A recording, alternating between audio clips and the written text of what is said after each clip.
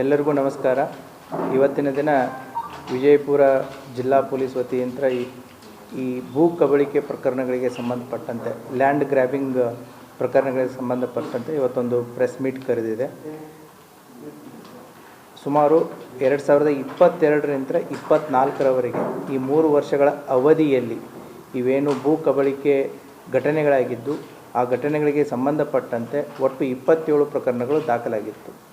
ಆ 27 ಪ್ರಕರಣಗಳು 2022 ಮತ್ತು 2024ರ ಮಧ್ಯೆ ಆದಂಥ ಈ ಎಲ್ಲ ಘಟನೆಗಳಿಗೆ ಸಂಬಂಧಪಟ್ಟಂತೆ 27 ಪ್ರಕರಣಗಳು ದಾಖಲಾದ ಮೇಲೆ ಬೇರೆ ಬೇರೆ ಪೊಲೀಸ್ ಠಾಣೆಗಳಲ್ಲಿ ದಾಖಲಾಗಿದ್ದರಿಂದ ಅವುಗಳ ಇನ್ವೆಸ್ಟಿಗೇಷನ್ನು, ಯಾಕಂತಂದರೆ ಮಾಡಸ್ ಆಪರೆಂಡಿ ಒಂದೇ ಇರೋದರಿಂದ ಇವುಗಳ ಇನ್ವೆಸ್ಟಿಗೇಷನ್ನು ಸುಲಭವಾಗಿ ಮತ್ತು ಒಂದೇ ರೀತಿಯಲ್ಲಿ ಮತ್ತು ದಾಖಲಾತಿಗಳ ಸಂಗ್ರಹ ಆಗಿರ್ಬೋದು, ಇನ್ನಿತರ ವಿಚಾರಗಳಿಗೋಸ್ಕರ ಒಂದು ಸ್ಪೆಷಲ್ ಇನ್ವೆಸ್ಟಿಗೇಷನ್ ಟೀಮನ್ನು ನಮ್ಮ ಅಡಿಷನಲ್ SP ರಾಮನಗೌಡ ಹಟ್ಟಿ ಅವರ ನೇತೃತ್ವದಲ್ಲಿ ಇನ್ಸ್ಪೆಕ್ಟರ್ ಪರಶುರಾಮ್ ಮನಗೂಳಿ ಮತ್ತು PSI ಆದಂತಹ IM ದುಂಡ್ಸಿ ಬಸವನ ಬಾಗೇವಾಡಿ ಮತ್ತು PSI ಅಪರಾಧ ತಾಳಿಕೋಟೆ RS ಬಂಗಿ ಮತ್ತು ಅವರ ಜೊತೆಗೆ ನಮ್ಮ ಇನ್ವೆಸ್ಟಿಗೇಷನ್ ಸಿಬ್ಬಂದಿಗಳಾದಂತಹ IM ಪೆಂಡಾರಿ ಮತ್ತು YB ಕವಾಡೆ ಮತ್ತು SP ಹುಣಸಿಕಟ್ಟಿ ಹೀಗೆ ಒಂದು ವಿಶೇಷ ತನಿಖಾ ತಂಡವನ್ನು ರಚನೆ ಮಾಡಿಕೊಂಡು ಕಳೆದ 1 ವರ್ಷದಿಂದ ಈ ಎಲ್ಲ 27 ಪ್ರಕರಣಗಳನ್ನು ತನಿಖೆ ಮಾಡಿ ಈಗ ಒಂದು ಲಾಜಿಕಲ್ ಎಂಡಿಗೆ ತರಲಾಗಿದೆ.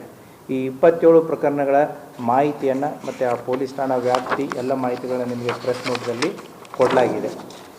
ಈ 27 ಪ್ರಕರಣಗಳಲ್ಲಿ ಒಟ್ಟು 25 ಪ್ರಕರಣಗಳಲ್ಲಿ ಭೂ ಮಾಲೀಕರು 158 ಎಕರೆ 13 ಗುಂಟೆ ಜಮೀನು ಮತ್ತು 9 NA ಪ್ಲಾಟ್ಗಳನ್ನು ಈ ಇನ್ನೋಸೆಂಟ್ ಜನರ ಈ ಲ್ಯಾಂಡನ್ನು ಗ್ರ್ಯಾಬ್ ಮಾಡಿರ್ತಾರೆ. ಈ ಎಲ್ಲ ಪ್ರಕರಣಗಳಲ್ಲಿ ಈ ಭೂ ಮಾಲೀಕರ ಕೊಟ್ಟಿ ಆಧಾರ್ ಕಾರ್ಡ್ಗಳನ್ನು ಮತ್ತು ಕೊಟ್ಟಿ ಪತ್ರಗಳನ್ನು ತಯಾರು ಮಾಡಿ ತಮ್ಮ ಹೆಸರುಗಳಲ್ಲಿ ಖರೀದಿ ಮಾಡಿಕೊಂಡಂಥ ಈ ಪ್ರಕರಣಗಳು. ಒಟ್ಟು ಇದರಲ್ಲಿ 27 ಪ್ರಕರಣಗಳಲ್ಲಿ 25 ಪ್ರಕರಣಗಳು ಚಾರ್ಜ್ ಶೀಟ್ ಆಗಿದೆ, 2 ಪ್ರಕರಣಗಳು B ರಿಪೋರ್ಟ್ ಆಗಿದೆ. ಈ 25 ಪ್ರಕರಣಗಳಲ್ಲಿ ಒಟ್ಟು 200 ಜನ ಆರೋಪಿತರನ್ನಾಗಿ ದೋಷಾರೋಪಣಾ ಪಟ್ಟಿಯನ್ನು ಈಗಾಗಲೇ ಮಾನ್ಯ ನ್ಯಾಯಾಲಯಕ್ಕೆ ಸಲ್ಲಿಸಲಾಗಿದೆ. ಅವರು ಯಾವ ರೀತಿ ವಂಚನೆ ಮಾಡ್ತಿದ್ರು ಅನ್ನೋದು ನಾವು ಸಾರ್ವಜನಿಕರಿಗೆ ತಿಳಿಸೋದು ಅತಿ ಅವಶ್ಯಕವಾಗಿದೆ. ಹಾಗಾಗಿಯೇ ಇವತ್ತಿನ ಪ್ರೆಸ್ ಮೀಟು ಯಾವ ರೀತಿ ಈ ಗ್ಯಾಂಗನ್ನು ಕಟ್ಟಿಕೊಂಡು ಅದರಲ್ಲಿ ಸುಮಾರು 9 ಜನ they are the repeated offenders ಅಂತಂತಂದರೆ ದೇ ಆರ್ ಆರ್ಗನೈಸ್ ಆಗಿ ಈ ರೀತಿಯಾಗಿ ಕೆಲಸವನ್ನು ನಿರ್ವಹಿಸ್ತಾ ಇದ್ದರು. ಇನ್ನು ಉಳಿದಂಥ ಜನ ಇವರಿಗೆ one or the other way ಸಾಕ್ಷ್ಯಾಧಾರಗಳಾಗಿ ಆಗಲಿ ಅಥವಾ ಒರಿಜಿನಲ್ ಮಾಲೀಕರ ಇಂಪರ್ಸನೇಷನ್ ಅವರ ಮರೆಮಾಚಿ ಇವರೇ ಒರಿಜಿನಲ್ ಓನರ್ಸ್ ಅನ್ನೋ ರೀತಿ ಮತ್ತು ಎಲ್ಲ ದಾಖಲಾತಿಗಳಿಗೆ ಸಿಗ್ನೇಚರು ಮತ್ತು ಸಬ್ ರಿಜಿಸ್ಟ್ರ್ ಆಫೀಸ್ ವಿಸಿಟ್ಟು ಮತ್ತು ಎಲ್ಲೆಲ್ಲಿ ಎವಿಡೆನ್ಸಸ್ಗಳು ಬೇಕಾಗುತ್ತೆ ಆ ರೀತಿಯಾಗಿ ಸಪೋರ್ಟ್ ಮಾಡಿದಂಥ ಉಳಿದಂಥ ಜನರು ಇದಕ್ಕೆ ಸಪೋರ್ಟ್ ಮಾಡಿರ್ತಾರೆ. ಹಾಗಾಗಿ ಒಟ್ಟು 200 ಜನರುಗಳ ಮೇಲೆ ಕೂಡ ಚಾರ್ಜ್ ಶೀಟ್ ಮಾಡಲಾಗಿದೆ. ಯಾವ ರೀತಿ ಇವ್ರು ಮಾಡ್ತಿದ್ರು ಅಂತಂದರೆ ಇವರೆಲ್ಲ ಕಮಿಷನ್ ಏಜೆಂಟ್ಸ್ಗಳು, ಚಿಕ್ಕ ಪುಟ್ಟ ಪ್ಲಾಟ್ಗಳನ್ನು ಮಾರೋದು ಅಥವಾ ರಿಯಲ್ ಎಸ್ಟೇಟ್ ಮಾಡೋದು, ಇವರೇನು ಏಜೆಂಟ್ಸ್ಗಳಿರ್ತಾರೆ ಇವ್ರಿಗೆ ಮತ್ತು ಸಬ್ ರಿಜಿಸ್ಟ್ರ್ ಆಫೀಸಲ್ಲಿ ಕೆಲಸ ಮಾಡುವಂಥ ಬಾಂಡ್ ರೈಟರ್ಸ್ ಇವರಿಗೆ ಒಂದು ಸಂಬಂಧ ಇರುತ್ತೆ, ನಕ್ಸಸ್ ಇರುತ್ತೆ. ಇವ್ರಿಗೆ ಮತ್ತು ಬಾಂಡ್ ರೈಟರ್ಸಿಗೆ ಅವ್ರಿಗೆ ವಿಚಾರಗಳು ಈಸಿಯಾಗಿ ಗೊತ್ತಾಗುತ್ತೆ. ಎಲ್ಲಿ ಜಮೀನನ್ನು ಮಾರ್ತಾ ಇದ್ದಾರೆ ಅಥವಾ ಜಮೀನು ಒಂಟಿ ಹೆಸರಲ್ಲಿ ಯಾರಾದರೂ ಹೆಸರಲ್ಲಿದೆಯಾ, ವಯಸ್ಸಾದವ್ರ ಹೆಸರಲ್ಲಿದೆಯಾ, ಅಥವಾ ಆ ಜಮೀನುಗಳ ಓನರ್ಸು ನಮ್ಮ ಜಿಲ್ಲೆಯನ್ನು ಬಿಟ್ಟು ಬೇರೆ ಎಲ್ಲಾದರೂ ಅವ್ರು ಸೆಟ್ಲಾಗಿದ್ದಾರಾ, ಬೆಂಗಳೂರು ಸೆಟ್ಲಾಗಿದ್ದಾರಾ ಅಥವಾ ಬೇರೆ ರಾಜ್ಯಗಳಲ್ಲಿ ಸೆಟ್ಲಾಗಿದ್ದಾರಾ, ಮುಂಬೈ ಸೆಟ್ಲಾಗಿದ್ದಾರಾ, ಪುನಃ ಸೆಟ್ಲಾಗಿದ್ದಾರೆ. ಯಾಕಂತಂದರೆ ಒಂದು ಕಡೆ ಏಜೆಂಟು, ಒಂದು ಕಡೆ ಬಾಂಡ್ ರೈಟರು, ಇವರಿಗೆ ಸಂಪೂರ್ಣವಾದಂಥ ಮಾಹಿತಿ ಈಸಿಲಿ ಇವರಿಗೆ ದೊರಕ್ತಾ ಇರುತ್ತೆ. ಆ ಹಿನ್ನೆಲೆಯಲ್ಲಿ ಈ ಕಮಿಷನ್ ಪಡೆಯುವಂಥ ಏಜೆಂಟ್ರಾಗಿರ್ಬೋದು ಮತ್ತು ಬಾಂಡ್ ರೈಟರ್ಸ್ ಆಗಿರ್ಬೋದು, ಸೊ ಯಾವ ಜಮೀನುಗಳನ್ನು ಮಾರಾಟ ಮಾಡಿದರೆ ಯಾವ್ಯಾವ ದಾಖಲೆಗಳನ್ನು ನಾವು ಸಂಗ್ರಹಿಸಬಹುದು, ಯಾವ ರೀತಿ ಸಂಗ್ರಹಿಸ್ಬೋದು, ಯಾವ ರೀತಿ ನಾವು ಡಾಕ್ಯುಮೆಂಟ್ ಕ್ರಿಯೇಟ್ ಮಾಡ್ಬೋದು ಅನ್ನೋದು ಅವ್ರದ್ದು ನೆಕ್ಸ್ಟ್ ಸ್ಟೆಪ್ ಆಗಿರುತ್ತೆ. ಸೊ ವಿಕ್ಟಿಮ್ಗಳನ್ನು ಯಾವ ರೀತಿ ಹುಡುಕ್ತಿದ್ರು, ಎಂಥ ಜಮೀನುಗಳನ್ನು ಹುಡುಕ್ತಿದ್ರು ಅಂತಂದರೆ ವಯಸ್ಸಾದವರು ಮತ್ತು ಜಮೀನು ಬಹಳಷ್ಟಿದ್ದು ಒಬ್ಬರೇ ಹೆಸರಲ್ಲಿದ್ದಿದ್ದು ಮತ್ತು ಆ ಓನರ್ಸ್ಗಳು ಇಲ್ಲಿ ಲೋಕಲ್ ಇಲ್ಲದೇ ಇದ್ದಂಥವ್ರನ್ನ ಐಡೆಂಟಿಫೈ ಮಾಡಿ ಅಂಥ ಜಮೀನುಗಳ ಫೇಕ್ ಡಾಕ್ಯುಮೆಂಟ್ಸ್ಗಳನ್ನ ಕ್ರಿಯೇಟ್ ಮಾಡ್ಕೋತಿದ್ರು.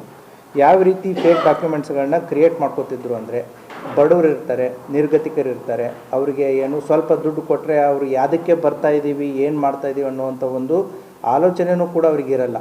ಅವ್ರಿಗೊಂದು ಸ್ವಲ್ಪ ದುಡ್ಡು ಕೊಟ್ಟುಬಿಟ್ಟು ಮೂಲ ಓನರ್ಗಳ ಆಧಾರ್ ಕಾರ್ಡು ಅಥವಾ ಡಾಕ್ಯುಮೆಂಟ್ಸ್ ಏನಿರುತ್ತೆ ಅವರ ಹೆಸರಿನಲ್ಲಿ ಇವರು ಫೇಕ್ ಪರ್ಸನ್ಸ್ಗಳು, ಈ ಫೇಕ್ ಇನ್ನೋಸೆಂಟ್, ಅದು ಪರ್ಟಿಕ್ಯುಲರ್ಲಿ ಲೋಕಲ್ ಇರದೇ ಇರೋರು ಬೇರೆ ಕಡೆ ಇದ್ದಂಥವ್ರನ್ನ ಕರ್ಕೊಂಡು ಬಂದುಬಿಟ್ಟು ಆಧಾರ್ ಕಾರ್ಡ್ಗಳನ್ನ ತಿದ್ದುಪಡಿ ಮಾಡಿ ಮತ್ತು ಇನ್ನಿತರ ದಾಖಲಾತಿಗಳನ್ನು ತಿದ್ದುಪಡಿ ಮಾಡಿ ಅವ್ರಿಗೆ ಸ್ವಲ್ಪ ಇಂತಿಷ್ಟೇ ಅಂತ ಹಣ ಕೊಟ್ಟು ಅವರನ್ನು ಬಳಸ್ಕೋತಾ ಇದ್ದರು. ನೆಕ್ಸ್ಟ್ ಇವ್ರದ್ದು ಮಾಡಸ್ ಆಪರೆಂಡಿ ಹೇಗೆ ಕಂಟಿನ್ಯೂ ಆಗುತ್ತೆ ಅಂತಂದರೆ, ಈಗ ನಾವು ಒಂದು 4 ಜನ ಗ್ಯಾಂಗ್ ಮೆಂಬರ್ಸ್ ಇದ್ದೀವಿ ಅಂತಂತಂದರೆ ಈ ಫೇಕ್ ಓನರ್ಸೇ ಒರಿಜಿನಲ್ ಓನರ್ಸ್ ಬರದೇ ಇದ್ದಾಗ ಅವರ ಗುಂಪಿನಲ್ಲಿರುವಂಥ ಒಬ್ಬ ಸದಸ್ಯನನ್ನೇ ಫೇಕ್ ಓನರನ್ನಾಗಿ ಮಾಡಿ ಆತನಿಂದ ಆ ಗುಂಪಿನ ಇನ್ನೊಬ್ಬ ವ್ಯಕ್ತಿನೇ ಖರೀದಿ ಹಾಕ್ಕೊಳ್ಳೋದು. ಅವಾಗ ಏನಾಗುತ್ತೆ, ಥರ್ಡ್ ಪಾರ್ಟಿ ಪರ್ಸನ್ಗೆ ಮಾರಾಟ ಮಾಡಬೇಕಾದ್ರೆ second party person is available, he is the original owner ಅನ್ನೋ ರೀತಿ ತೋರಿಸ್ಕೊಳ್ಳೋದು. ಆ ರೀತಿ ಮೂರನೇ ವ್ಯಕ್ತಿಗೆ ಮಾರುವಂಥದ್ದನ್ನು ಕೂಡ ನಾವು ಇಂಥ ಪ್ರಕರಣಗಳಲ್ಲಿ ಕಂಡು ಬರುತ್ತೆ. ಅಷ್ಟೇ ಅಲ್ಲದೆ ಈಗ ಮೂಲ ಓನರ್ ಸಿಕ್ಕಾದ ಮೇಲೆ ಅದನ್ನು ಥರ್ಡ್ ಪಾರ್ಟಿಗೆ ಅಂದರೆ ಫಸ್ಟ್ ಟೈಮ್ ಪರ್ಚೇಸಿಂಗ್ದಲ್ಲಿ ಒಬ್ಬನ ಅವರ ಗುಂಪಿನ ಸದಸ್ಯದಲ್ಲಿ ಇದ್ದವನ್ನೇ ಮೂಲ ಓನರ್ ಅಂತ ತೋರಿಸಿ ಫಸ್ಟ್ ಪರ್ಚೇಸ್ ಮಾಡಿಬಿಟ್ರೆ second purchase, third purchase, fourth ಪರ್ಚೇಸಿಗೆ ಸಮಸ್ಯೆನೇ ಇರಲ್ಲ. ಯಾಕೆ, ನಿಮಗೆ ಲ್ಯಾಂಡ್ ರೆಕಾರ್ಡ್ಸು ಒಬ್ಬ ಒರಿಜಿನಲ್ ಇಲ್ಲೇ ವ್ಯಕ್ತಿ ಜೀವಂತ ಇದ್ದಾನೆ ಅನ್ನೋದನ್ನು ಅವರು ಪ್ರೊಡ್ಯೂಸ್ ಮಾಡ್ದಂಗೆ ಆಗುತ್ತೆ. ಹಾಗಾಗಿ ಅದು ಮಲ್ಟಿಪ್ಲೈಯರ್ ಎಫೆಕ್ಟ್ ಆಗಿ ಓನರ್ಶಿಪ್ಪು ಚೇಂಜ್ ಆಗ್ತಾ ಹೋಗುತ್ತೆ. ಮತ್ತು ಈ ಏನು ಫೇಕ್ ಐಡೆಂಟಿಫೈ ಕ್ರಿಯೇಟ್ ಮಾಡಿದಂತಹ ಮಾಲಕರು ಏನಿರ್ತಾರೆ ಅವರ ಕೊಡುವಂಥ ಅಡ್ರೆಸ್ಗಳಲ್ಲಿ ಅವರು ಇರ್ತಿರಲಿಲ್ಲ, ಅವ್ರು ಕೊಡುವಂಥ ಊರುಗಳಲ್ಲಿ ಅವರು ಇರ್ತಿರಲಿಲ್ಲ. ಅವರನ್ನು ಯಾವುದೇ ಕಾರಣಕ್ಕೂ ಕೂಡ ಪರ್ಚೇಸ್ ಮಾಡೋರಿಗೆ ಇವರು ಹತ್ತಿರ ತರಿಸ್ತಿರ್ಲಿಲ್ಲ, ಸೇರಿಸ್ತಿರ್ಲಿಲ್ಲ. ಅವ್ರನ್ನ ಹುಡ್ಕೊಂಡು ಹೋದರೂ ಕೂಡ ಆ ಊರುಗಳಲ್ಲಿ ಇರ್ತಿರಲಿಲ್ಲ. ಸೊ ಆ ರೀತಿಯಾಗಿ ಆ ಫೇಕ್ ಐಡೆಂಟಿಫೈ ಕ್ರಿಯೇಟ್ ಮಾಡಿದಂಥ ಓನರ್ಸ್ಗಳನ್ನು ಕೂಡ ಸಾರ್ವಜನಿಕರ ಕೈಗೆ ಸಿಗಲಾರ್ದಾಗೆ ನೋಡ್ಕೊಂಡಿರ್ತಾರೆ. ಆಮೇಲೆ ಇದನ್ನು ಮತ್ತೆ ಅಗೇನ್ ವಿಷಿಯಸ್ ಸೈಕಲ್ ಇದು. ಈ 4 ಗುಂಪಿನಲ್ಲಿದ್ದವರು ಎಲ್ಲ ಲ್ಯಾಂಡ್ ರೆಕಾರ್ಡ್ಸ್ ಮಾಡಿಬಿಟ್ಟು ಥರ್ಡ್ ಪಾರ್ಟಿಗೆ ಮಾರಿಬಿಟ್ಟು ಮತ್ತೆ ಥರ್ಡ್ ಪಾರ್ಟಿ ಅಂತಲೇ ಆ ಗುಂಪಿನ ಸದಸ್ಯರಿರುವಂಥ ಇನ್ನೊಬ್ಬ ವ್ಯಕ್ತಿಗೆ ಮಾರೋದು. ಲ್ಯಾಂಡು ಹೊರಗಡೆ ಓನರ್ಶಿಪ್ ಅಷ್ಟೇ ಚೇಂಜ್ ಆಯಿತು, ಮತ್ತು ವಾಪಸ್ ಅವ್ರ ಗುಂಪಿನ ತಂಡದ ಸದಸ್ಯರಿಗೆ ಬರೋ ರೀತಿ ಮಾಡ್ಕೊಳ್ಳುವಂಥದ್ದನ್ನು ಕೂಡ ಇವ್ರದ್ದೊಂದು ಮಾಡಸ್ ಆಪರೆಂಡಿ ಕಂಡು ಬರುತ್ತೆ. ಮೋಸ್ಟ್ ಇಂಪಾರ್ಟೆಂಟಾಗಿ ನಮ್ಗೆ ಕಂಡು ಬಂದಿರೋದು ಏನು ಅಂತಂದರೆ ಈ ಎಲ್ಲ ಪ್ರಕರಣಗಳಲ್ಲಿ ಅವರು ಯಾವುದೇ ರೀತಿಯಾದಂಥ ಬ್ಯಾಂಕ್ ಲೋನ್ಗಳನ್ನು ತೊಗೊಂಡಿಲ್ಲ. ಯಾಕೆ ತೊಗೊಳ್ಳಿಲ್ಲ ಅಂತಂದರೆ ಬ್ಯಾಂಕ್ ಲೋನ್ ತೊಗೋಬೇಕು ಅಂದರೆ ಎಲ್ಲ ಡಾಕ್ಯುಮೆಂಟು ವೆರಿಫಿಕೇಷನ್ ಆಗುತ್ತೆ. ಸೊ ಲೀಗಲ್ ಒಪಿನಿಯನು ಬರುತ್ತೆ. ಸೊ ವೆರಿಫಿಕೇಷನು, ಲೀಗಲ್ ಒಪಿನಿಯನ್ ಇವನ್ನೆಲ್ಲ ತಪ್ಪಿಸ್ಬೇಕು ಅಂತಂತೇಳಿ ಈ ಎಲ್ಲ ಪ್ರಕರಣಗಳಲ್ಲಿ ಅವರು ಯಾವುದೇ ರೀತಿಯಾದಂಥ ಬ್ಯಾಂಕ್ಗಳಲ್ಲಿ ಸಾಲ ಮಾಡಿ ದುಡ್ಡನ್ನು ಅಥವಾ ಬ್ಯಾಂಕ್ ಟ್ರಾನ್ಸಾಕ್ಷನ್ ಮುಖಾಂತರ ದುಡ್ಡನ್ನು ಟ್ರಾನ್ಸ್ಫರ್ ಮಾಡೋದಾಗಲಿ ಮಾಡಿರೋದು ಅತಿ ವಿರಳ, ಮಾಡೇ ಇಲ್ಲ. ಆಮೇಲೆ ಆ ಗುಂಪಿನಲ್ಲಿರುವಂಥ ವ್ಯಕ್ತಿಗಳನ್ನೇ ಆ ಜಮೀನು ಖರೀದಿ ಸಂದರ್ಭದಲ್ಲಿ ಸಾಕ್ಷ್ಯಾಧಾರಗಳಾಗಿ ಸೈನ್ ಹಾಕಿದ್ದನ್ನು ಕೂಡ ನಮಗೆ ಕಂಡು ಬಂದಿರುತ್ತೆ. ಸೊ ಈ ರೀತಿಯಾಗಿ ಈ ಲ್ಯಾಂಡ್ ಗ್ರ್ಯಾಬಿಂಗ್ ಪ್ರಕರಣಗಳಲ್ಲಿ ಸುಮಾರು 9 ಜನ, ಅವ್ರ ಡೀಟೇಲ್ಸನ್ನು ನಾವು ನಿಮಗೆ ಪ್ರೆಸ್ ನೋಟಲ್ಲಿ ಕೊಟ್ಟಿದ್ದೀವಿ. ಅವರು ರಿಪೀಟೆಡ್ ಆಗಿ 1ಕ್ಕಿಂತ ಹೆಚ್ಚು ಪ್ರಕರಣಗಳಲ್ಲಿ ಕಂಡು ಬಂದಿದ್ದಾರೆ. ಸೊ ಅವರ ಹೆಸರುಗಳು ಕೂಡ ನಿಮಗೆ ಪ್ರೆಸ್ ನೋಟಲ್ಲಿ ಕೊಟ್ಟಿದೆ. ಈ ರೀತಿಯಾಗಿ ಒಟ್ಟು 27 ಭೂ ಕಬಳಿಕೆ ಪ್ರಕರಣಗಳು ಏನು ಆಗಿತ್ತು. ಕಳೆದ 1 ವರ್ಷದಿಂದ ಅದಕ್ಕೆ ಒಂದು ವಿಶೇಷ ತನಿಖಾ ತಂಡವನ್ನು ರಚನೆ ಮಾಡಿ ಈ ಎಲ್ಲ ಪ್ರಕರಣಗಳನ್ನು ಈಗ ಏನು ಮಾನ್ಯ ನ್ಯಾಯಾಲಯಕ್ಕೆ ಈಗಾಗಲೇ ದೋಷಾರೋಪಣಾ ಪಟ್ಟಿಯನ್ನು ಸಲ್ಲಿಸಿ ಸುಮಾರು 158 ಎಕರೆ 13 ಗುಂಟೆ ಮತ್ತು 9 ಎಣ್ಣೆ ಪ್ಲಾಟ್ಗಳು as of now the original owners ಹೆಸರಲ್ಲೇ ಉಳಿಯೋ ರೀತಿಯಾಗಿ ಒಂದು ಕೆಲಸವನ್ನು ನಮ್ಮ ತನಿಖಾ ತಂಡ ಮಾಡಿದೆ. ಅವರ ವಿಶೇಷವಾಗಿ ಭಾಳಷ್ಟು ಯಾಕಂದರೆ ಈ ಡಾಕ್ಯುಮೆಂಟ್ ಕಲೆಕ್ಷನ್ನು ಮತ್ತು FSಲ್ಲಿ ಕಳಿಸೋದಿರುತ್ತೆ, ಡಾಕ್ಯುಮೆಂಟ್ ಕಲೆಕ್ಷನ್ ಇರುತ್ತೆ, ಮತ್ತು ಡಾಕ್ಯುಮೆಂಟ್ಸ್ಗಳನ್ನ ಬೇಕು ಅಂದಾಗ ಅವನು ಅಷ್ಟು ಈಸಿಯಾಗಿ ಹೈಡ್ ಮಾಡೋದಿರುತ್ತೆ. ಈಗ ನಾನು ಅದನ್ನೇ ಹೇಳಿದೆ, ಆ ಓನರ್ಸ್ಗಳನ್ನ ಹುಡ್ಕೋಕ್ಕೆ ಹೋದರೆ ಆ ಓನರ್ಸ್ಗಳೇ ಆ ಊರಲ್ಲಿ ಇರಲಾರ್ದಾಗೆ ಮಾಡೋದು. ಸೊ ಈ ಎಲ್ಲ ಸಮಸ್ಯೆಗಳನ್ನು ನಮ್ಮ ತನಿಖಾ ತಂಡ ಅವುಗಳನ್ನು ಎದುರಿಸಿ ಆ ಎಲ್ಲ ಪ್ರಕರಣಗಳಲ್ಲಿಯೂ ಕೂಡ ನೊಂದ ಜನರಿಗೆ ನ್ಯಾಯ ಕೊಡಿಸುವಂಥ ಒಂದು ಪ್ರಯತ್ನವನ್ನು ಮಾಡಿದ್ದಾರೆ. ಸೊ ಆ ಹಿನ್ನೆಲೆಯಲ್ಲಿ ಈ ಪ್ರೆಸ್ ಮೀಟ್ನ ಉದ್ದೇಶ ಏನು ಅಂತಂತಂದರೆ ಈ ರೀತಿಯಾದಂತಹ ಯಾವುದಾದ್ರೂ ಪ್ರಕರಣಗಳು ಮಾಧ್ಯಮದವರಿಗೆ ಗಮನಕ್ಕಾದರೂ ಬರಲಿ ಅಥವಾ ಸಾರ್ವಜನಿಕರ ಗಮನಕ್ಕಾದರೂ ಬರಲಿ, ತಾವು ದಯವಿಟ್ಟು ತಮ್ಮ ಲೋಕಲ್ ಪೊಲೀಸ್ ಸ್ಟೇಷನ್ಗೆ ಅಪ್ರೋಚ್ ಆಗಿಬಿಟ್ಟು ತಮ್ಮ ಏನು ಒರಿಜಿನಲ್ ಓನರ್ಶಿಪ್ಪನ್ನು ಎಸ್ಟಾಬ್ಲಿಷ್ ಮಾಡಿ ಪ್ರಕರಣಗಳನ್ನ ದಾಖಲಿಸಿ ಇಂಥ ಗ್ಯಾಂಗ್ಗಳ ಬಗ್ಗೆ, ಭೂ ಕಬಳಿಕೆ ಮಾಡುವಂಥ ಗ್ಯಾಂಗ್ಗಳ ಬಗ್ಗೆ ತಮಗೂ ಕೂಡ ಎಚ್ಚರ ಇರಲಿ. ತಾವೆಲ್ಲೇ ಪರ್ಚೇಸ್ ಮಾಡಬೇಕಾದ್ರಾಗಿರ್ಬೋದು ಅಥವಾ ಏನೇ ಭೂ ಖರೀದಿ ಮಾಡ್ತಾ ಇರಬೇಕಾಗಿರ್ಬೋದು, ಇಂಥ ಗ್ಯಾಂಗ್ಗಳ ಬಗ್ಗೆ ತಮ್ಮ ಗಮನಕ್ಕಿತ್ತು ಅಂತಂತಂದರೆ ತಾವು ಮೋಸ ಹೋಗುವಂಥ ಸಾಧ್ಯತೆಗಳು ಭಾಳ ಕಡಿಮೆ ಇರುತ್ತೆ. ಆ ಹಿನ್ನೆಲೆಯಲ್ಲಿ ನಮ್ಮ ಈ ವಿಶೇಷ ತನಿಖಾ ತಂಡಕ್ಕೆ ನಾನು ವೈಯಕ್ತಿಕವಾಗಿ ಮತ್ತು ಇಲಾಖೆಯ ಪರವಾಗಿ ಅವರನ್ನು ಶ್ಲಾಘಿಸ್ತೀನಿ. ಅವರ ಎಫರ್ಟ್ಸನ್ನು ನಾನು ಅಪ್ರಿಷಿಯೇಟ್ ಮಾಡ್ತೇನೆ. Thank you. ಸರ್ಕಾರಿ ಅಧಿಕಾರಿಗಳು ಅಥವಾ ಪ್ರಭಾವಿ ರಾಜಕಾರಣಿಗಳು ಯಾವುದು ಕಂಡು ಬಂದಿಲ್ಲ. ತನಿಖೆಯಲ್ಲಿ ಅದ್ರ ಬಗ್ಗೆ ಯಾವುದು ಕಂಡು ಬಂದಿಲ್ಲ. ಆಮೇಲೆ ಸಬ್ ರಿಜಿಸ್ಟ್ರ್ ಆಫೀಸಸ್ಗಳಲ್ಲಿ there is an high court order, ಅಧಿಕಾರಿಗಳಿಗೆ ದಾಖಲಾತಿಗಳನ್ನ ಯಾವ ರೀತಿ ನೀವು ಪ್ರೊಡ್ಯೂಸ್ ಮಾಡ್ತಾರೆ they will proceed with that. So ಹಾಗಾಗಿ they cannot be made as accused as per the law until unless their crime is established. ಹೌದು, ದೇ ವರ್ಕ್ ಅಂದರೆ ಅವ್ರ ಗ್ಯಾಂಗ್ ಅನ್ನೋಕ್ಕಿಂತ in different cases they worked in a organised manner. All 9 together ಇಲ್ಲ, ಬೇರೆ ಬೇರೆ ಪ್ರಕರಣಗಳಲ್ಲಿ ಅವರು ಪದೇ ಪದೇ ವಿಸಿಬಲ್ ಆಗಿದ್ದಾರೆ. ಅದರ ಅರ್ಥ they have work like an organised ರೀತಿಯಲ್ಲಿ. ಇವರು 9 ಜನ ಕೂಡಿ ಅಂತಂತಲ್ಲ, ಇದರಲ್ಲಿನೂ ಕೂಡ ತಂಡಗಳಿವೆ. ಸೊ ಈ ಇದರಲ್ಲಿರೋ 9 ಆರೋಪಿಗಳು ಒಂದಕ್ಕಿಂತ ಹೆಚ್ಚು ಪ್ರಕರಣಗಳಲ್ಲಿ ನಮಗೆ ಕಂಡು ಬರ್ತಾರೆ. ಅದೇನಾದರೂ ಆರ್ಡರ್ ಕಾಪಿ ಇದ್ರೆ ತೋರಿಸಿ, ಮತ್ತು will show it to the high court order also. ತಮಗೆ ಅಲ್ಲ, ನೀವು ಆಗಿದೆ ಅಂತಂದರೆ ಅದಕ್ಕೆ ತೋರಿಸಿ ಅಂತಂತೆ.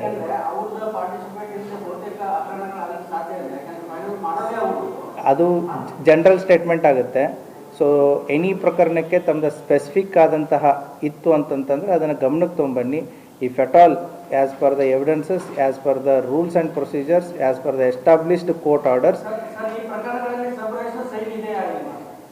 ಅದನ್ನೇ ಹೇಳ್ತಾ ಇರೋದು ನಾನು ನಿಮಗೆ. ಇಟ್ ಡಿಪೆಂಡ್ಸ್ ಆನ್ ವೆದರ್ ಅವ್ರ ಎಕ್ಸೆಪ್ಟೆಡ್ ಡಾಕ್ಯುಮೆಂಟ್ಸ್ಗಳು, ಅವರ ಕೊಟ್ಟಿರುವಂಥ ದಾಖಲಾತಿಗಳು. ಇಲ್ಲ ಇಲ್ಲ, ನನ್ನ ಉತ್ತರ ಕಂಪ್ಲೀಟ್ ಮಾಡ್ತೀನಿ. ಸಿಗ್ನೇಚರ್ ಇರುತ್ತೆ ಅಂತಂತಂದರೆ ಅವರ ಇನ್ವಾಲ್ವ್ಮೆಂಟು ಎಷ್ಟರ ಮಟ್ಟಿಗೆ ಅದರಲ್ಲಿ ಇರುತ್ತೆ ಅನ್ನೋದು ಪ್ರಶ್ನೆ ಆಗುತ್ತೆ.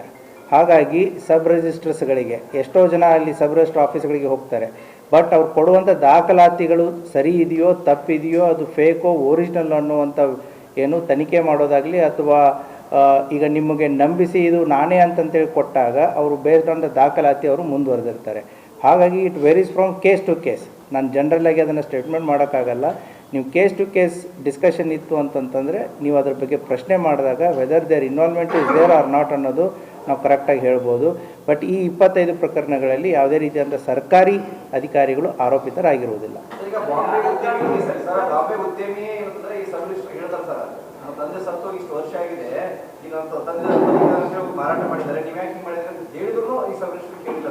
ಅಲ್ಲ, ಅದಾದಮೇಲೆ ಆಗಿರೋದಾ ಅಥವಾ ಅದಕ್ಕಿಂತ ಮುಂಚೆ ಆಗಿರೋದಾ ಖರೀದಿ? ಅವರು ಹೇಳೋಕ್ಕಿಂತ ಮುಂಚೆ ಖರೀದಿ ಆಗಿರೋದಾ ಅಥವಾ ಆದಮೇಲೆ ಆಗಿರೋದು? ಅಲ್ಲ, ಮತ್ತು ಅವ್ರ ವ್ಯಕ್ತಿ ಇದ್ದ ಖರೀದಿ ಹೇಗಾಗುತ್ತೆ? ಖರೀದಿ ಮೋಸ್ಟ್ ಪ್ರಾಬಬಲಿ ಮೊದಲೇ ಆಗಿರುತ್ತೆ. ಅಲ್ಲಲ್ಲ, ಅದನ್ನೇ ಹೇಳ್ತಾ ಇರೋದು. ಅವ್ರು ಹೋದಾಗ ಖರೀದಿ ಆಗಿತ್ತಾ ಅಥವಾ ಇಲ್ವಾ? The date I am asking. ಅವ್ರು ಹೋಗಿ ಪ್ರಶ್ನೆ ಮಾಡಿದಾಗ ಅದಕ್ಕಿಂತ ಮುಂಚೆನೇ ಖರೀದಿ ಆಗಿತ್ತಾ? ಹಾಂ, ಇಲ್ಲ, then you have to give me the specific. ಅವ್ರು ಹೋಗಿದ್ದು ಯಾವಾಗ, ಖರೀದಿ ಆಗಿದ್ದು ಯಾವಾಗ?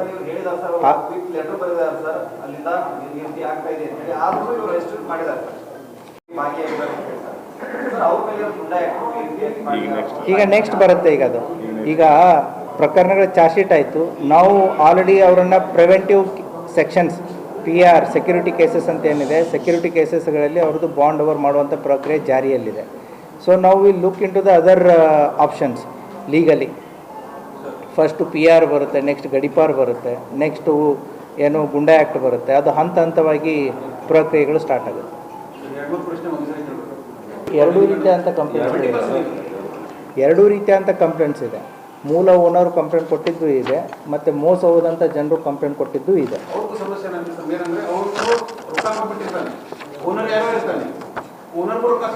Then the court will decide the matter. So these people will Yes, they are also the victims of the fraud. The court will decide it.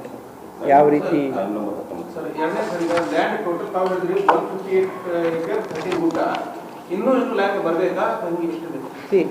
ಈಗ total 25 ಪ್ರಕರಣಗಳಲ್ಲಿ ಒಟ್ಟು ಮೋಸ ಹೋಗಿದ್ದಂಥದ್ದು ಇಷ್ಟು ಎಕರೆ ಲ್ಯಾಂಡು ಮತ್ತು ಇಷ್ಟು ಗುಂಟ ಮತ್ತು ಇಷ್ಟು 9 ಎನೆ ಪ್ಲಾಟ್ಗಳು. ಸೊ ಈ ಪ್ರಕರಣಗಳು ದಾಖಲಾಗಿರೋದ್ರಿಂದ as of now the ownership is with the original owners. ಹೌದಾ? ಇವರೇನಾದರೂ ಕಂಟೆಸ್ಟ್ ಮಾಡಿ ಈಗೇನು ಆರೋಪಿಗಳು ಏನಿದ್ದಾರೆ, if the contest and if they are able to prove in the court ಇದು ನಮಗೆ ಅಂತಂತೇಳಿ, then the court will decide the ownership. But as on today the ownership is with the original land owner. 158 ಎಕರೆ ಮೇಲೆ dispute ಇತ್ತು, ಅದು ಇನ್ನೂ ಹೆಚ್ಚು ಮೇಲೆ ಡಿಸ್ಪ್ಯೂಟ್ ಇದೆ. More than that? ಅಲ್ಲಲ್ಲ, ಇದಿಷ್ಟೇ ಟೋಟಲ್ ಓವರಾಲ್ 27. ಎಸ್ ಬೇರೆ ಬೇರೆ ಜಾಗ, ಬೇರೆ ಪ್ಲೇಸ್. ಇದು ಒಟ್ಟು ಎಸ್ ಇಟ್ ವೇರೀಸ್. ಇಲ್ಲ, ನಮ್ಮ ತನಿಖೆಯಲ್ಲಿ ಯಾವುದೂ ಕಂಡು ಬಂದಿಲ್ಲ. ಹೌದಾ? ಆ 9 ಜನದ ಡೀಟೇಲ್ಸನ್ನು ಕೊಡ್ತೀವಿ. ಯಾಕಂತಂದರೆ ಆ ಹಿನ್ನೆಲೆ ನಮಗೆ ಗೊತ್ತಿರಲ್ಲ, ಯಾರು ಏನು ಅಂತಂತೇಳಿ. Details will give it. Yes, will give it to you. ಸಾರ್ವಜನಿಕರಿಗೆ ಕೊಡ್ತೀವಿ. ಸಲಹೆ ಕೊಡ್ಬೋದಾ? ಸಾಮಾನ್ಯವಾಗಿ ಈ ಜಾಗ ಮಾರಾಟಕ್ಕಿಲ್ಲ ಅಂತ ಪಡೆದ್ರೆ ಅಷ್ಟೇ ಪ್ರಿವೆಂಟ್ಸ್ ಅದಕ್ಕೆ the purpose of this entire press meet ಏನು ಅಂತಂದರೆ, ಈ ರೀತಿ ಮೋಸ ಜನ ಹೋಗಬಾರ್ದು, ಈ ರೀತಿಯಾದಂಥ ಮೋಸ ಮಾಡುವಂಥ ಜನ ಹೊರಗಡೆ ಇದ್ದಾರೆ, ಮತ್ತು ನಿಮ್ದು ಆದಂಥ ಪ್ರಾಪರ್ಟಿಗಳಿದ್ದರೆ ಅದನ್ನು ವೆಲ್ ಸೆಕ್ಯೂರ್ಡ್ ಮಾಡ್ಕೊಳ್ಳಿ. ಪ್ರತಿ ವರ್ಷವೂ ಕೂಡ EC ಸರ್ಟಿಫಿಕೇಟನ್ನು ತೊಗೊಳ್ಳಿ, ಪ್ರತಿ ವರ್ಷ ನಿಮ್ಮ RTC ಚೆಕ್ ಮಾಡಿ. ನಿಮ್ಮ ಲ್ಯಾಂಡು ಸಿಟಿಗೆ ಪರ್ಟಿಕ್ಯುಲರ್ಲಿ ಹತ್ತಿರ ಇತ್ತು ಅಂತಂತಂದರೆ ಅದನ್ನು ಸೆಕ್ಯೂರ್ಡ್ ಫೆನ್ಸಿಂಗ್ ಮಾಡ್ಕೊಳ್ಳಿ. ನಿಮ್ಮದೇ ಆದಂತಹ ಒಂದು ಪಂಚಾಯತ್ಗಳಲ್ಲಿ ಇತ್ತು ಅಂದರೆ ಟ್ಯಾಕ್ಸ್ ತುಂಬಬೇಕಾಗತ್ತೆ, ಕಾರ್ಪೊರೇಷನ್ ಲಿಮಿಟ್ಸ್ ಇದ್ದರೂ ಟ್ಯಾಕ್ಸ್ ತುಂಬಬೇಕಾಗತ್ತೆ. ಆ ರೀತಿ ನಿಮ್ಮ ಸರ್ಕಾರಿ ದಾಖಲಾತಿಗಳನ್ನು ನೀವು ಸ್ಟ್ರಾಂಗ್ ಆಗಿ ಮಾಡ್ತಾ ಹೋಗಬೇಕು. ಸೊ ಇಲ್ಲ ಅಂತಂದರೆ ಮೋಸ್ಟ್ ಆಫ್ ದ ಟೈಮ್ಸ್ ಅದು ನೆಗ್ಲೆಕ್ಟ್ ಆಗಿ ಹಾಗೆ ಬಿಟ್ಟಾಗ ಈ ರೀತಿಯಾದಂಥ ಅವಕಾಶವಾದಿಗಳು ಬಂದು ಅವುಗಳನ್ನು ಮೋಸ ಮಾಡುವಂಥ ಸಾಧ್ಯತೆ ಇರುತ್ತೆ. ಇದರಲ್ಲಿ ಇದೆಯಾ ಯಾವುದಾದ್ರು? ಇಲ್ಲ, ಯಾವುದೂ ಆ ಪ್ರಕರಣ ಇದರಲ್ಲಿಲ್ಲ. 27 we are talking about only this 27 cases. ಏನಾದರೂ ಆ ರೀತಿ ಇತ್ತು ಅಂದರೆ ನಮಗೆ ಯಾವಾಗ ಗೊತ್ತಾಗುತ್ತೆ, ಜನ ಅಥವಾ ವಿಕ್ಟಿಮ್ಸ್ ನಮಗೆ ಅಪ್ರೋಚ್ ಆದಾಗ ಗೊತ್ತಾಗುತ್ತೆ. ಅದು ಸಿವಿಲ್ ಮ್ಯಾಟರ್ಸ್ಗಳಲ್ಲಿ ಅದು ನಾನು ಅದನ್ನೇ ಹೇಳ್ತಾ ಇರೋದು. ಈ ರೀತಿಯಾದಂಥ ಕೇಸ್ಗಳು ಏನು ಫೋರ್ಜರಿ ಡಾಕ್ಯುಮೆಂಟ್ಸ್ಗಳು, ಈಗ ಒರಿಜಿನಲ್ ಓನರ್ ಇಲ್ಲಿ ಬದುಕಿದ್ದಾನೆ, ಯಾರೋ ಇಂಪರ್ಸನೇಟ್ ಮಾಡಿ ಬಂದಿದ್ದಾನೆ, ಫೋಟೋ ಯಾರ್ದೋ ಇದೆ, ದಾಖಲಾತಿಗಳು ಕಣ್ಣು ಮುಂದೆನೇ ಇದೆ, ಇದು ಫೋರ್ಜ್ ಡಾಕ್ಯುಮೆಂಟ್ ಅಂತಂತೇಳಿ. ಒರಿಜಿನಲ್ನವ್ರು ಒಂದು ಕಡೆ ಇದ್ದಾನೆ, ಫೇಕ್ ಓನರ್ ಒಂದು ಕಡೆ ಇದ್ದಾನೆ, ತೊಗೊಂಡವನು ಇನ್ನೊಂದು ಕಡೆ ಇದ್ದಾನೆ. That is a clear cut visible of forgery and cheating. So depending upon case to case, civil matters again we have to study it, whether it comes under the criminal offense or not, then we have to decide. See, less than 7 years ನಾವು police notice ಕೊಟ್ಟೆ ತನಿಖೆ ಮಾಡಬೇಕಾಗುತ್ತೆ. More than 7 years ಇದ್ದಾಗ we have the authority to arrest. So ಹಾಗಾಗಿ ಪ್ರಕರಣಗಳನ್ನ ನಾವು notice ಕೊಟ್ಟೆ ತನಿಖೆ ಮಾಡಬೇಕು.